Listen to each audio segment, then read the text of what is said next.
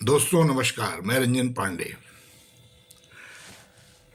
आज अखिलेश यादव एक मस्जिद में गए और उस मस्जिद में अपने कुछ सांसदों और मुस्लिम कार्यकर्ताओं से मुलाकात कर रहे थे।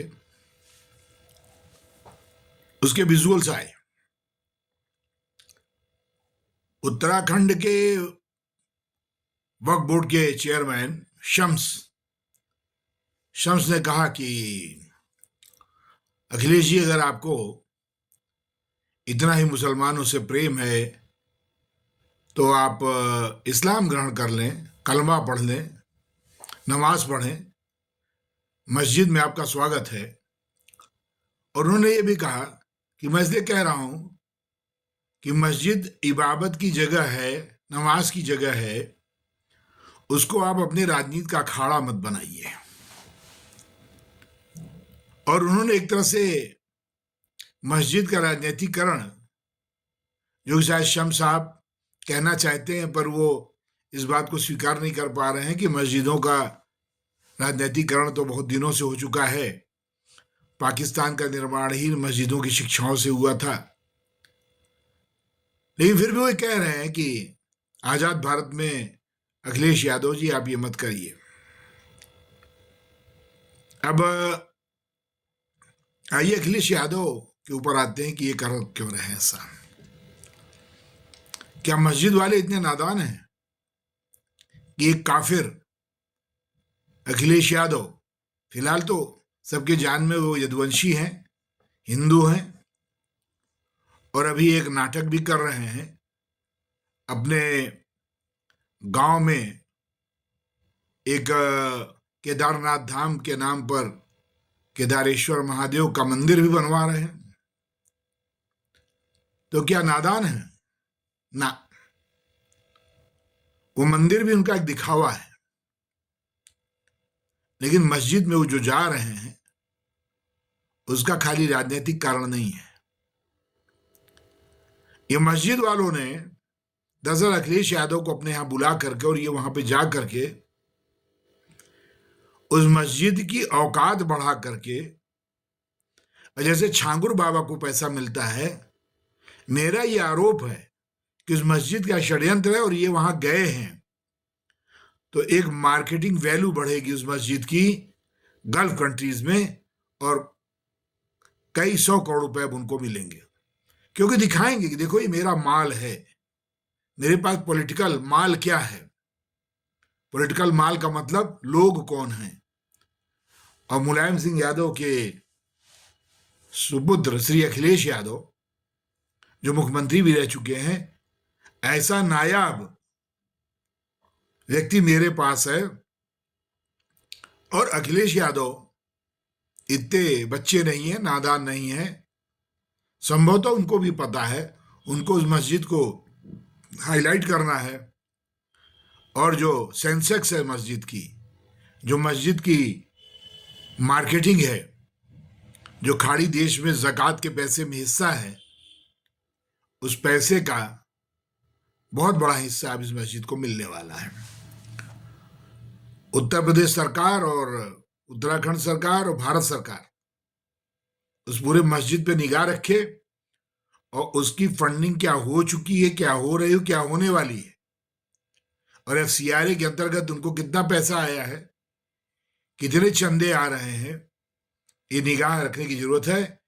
क्योंकि छांगुर बाबा के ये सब हाथ हैं और ये छांगुर बाबा के एक बहुत ही शातिर और सुधरे हुए रूप हैं।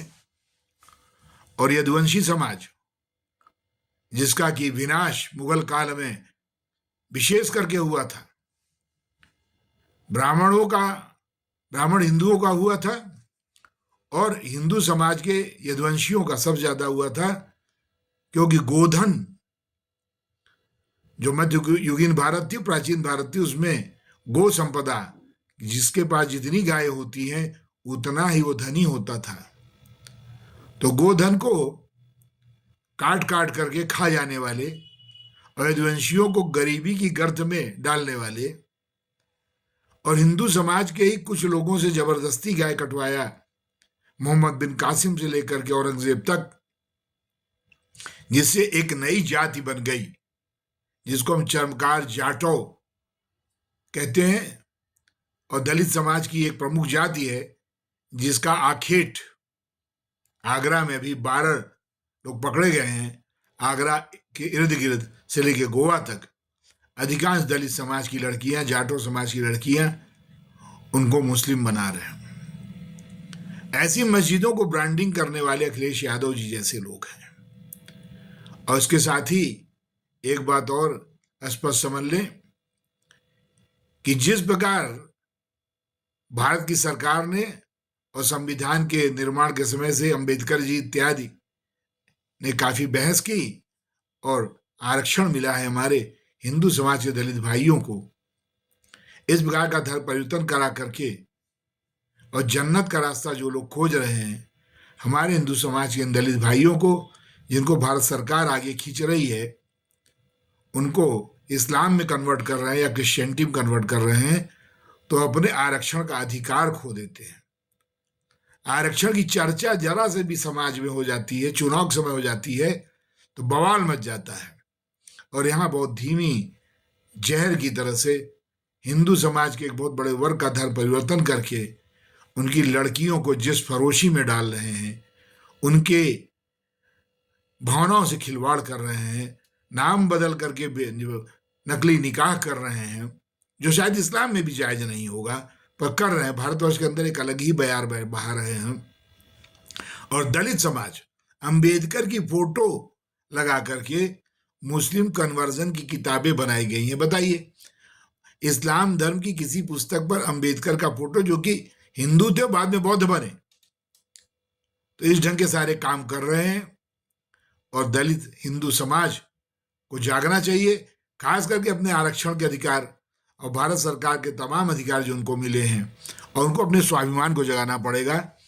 उनको इतने गहरे गर्त में डालने वाले, जबरदस्ती गाय काट करके चमड़ा उतरवाने वाले, या अपने बचत के लिए महाराष्ट्र से लेके उत्तर भारत तक सुअर पालने वाले हमारे हिंदू समाज के लोग जो दलित बन गए, जिनको पासी कहा गया, जिनको खटीक कहा गया, ये सारे लोग, और वो भंगी समाज के लोग जो हिंदू ही थे, जिनको जबरदस्ती शौचालय में शौच ढुलवाई गई, ऐसे सारे मुस्लिम समाज के अत्याचार से पीड़ित, और आज फिर उन्हीं के शिकार हो रहा है।